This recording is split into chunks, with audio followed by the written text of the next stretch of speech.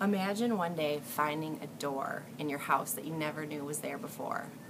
Imagine finding a key to that door, and then one day deciding, I'm going to see what's on the other side of that door.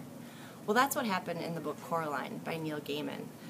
It's all about this girl Coraline who finds this other world, and she has to fight this other mother who happens to have these spooky button eyes, and all of these characters do. She never really thought about the idea of a world that was opposite from her and kind of evil.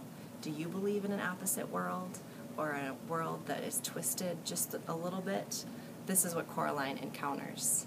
Something I noticed in the exposition was setting description, and I'm going to read you a short passage of the setting description that Neil Gaiman uses to really set the scene of the book.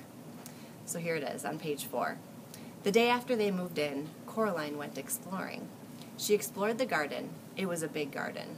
At the very back was an old tennis court, but no one in the house played tennis, and the fence around the court had holes in it, and the net had mostly rotted away. There was an old rose garden filled with stunted, fly-blown rose bushes. There was a rockery that was all rocks. There was a fairy ring made of squidgy brown toadstools, which smelled dreadful if you accidentally trod on them. This setting description really helped set the scene of this old house that Coraline lived in for me, and it kind of set the mood for kind of a spooky book. I would compare this book to Alice in Wonderland, kind of a creepy, twisted version of Alice in Wonderland. It's fantasy, mystery, and horror and adventure all rolled into one.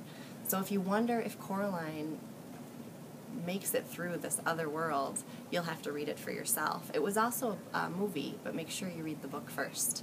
Neil Gaiman also wrote a book called The Graveyard Book, which you might like as well.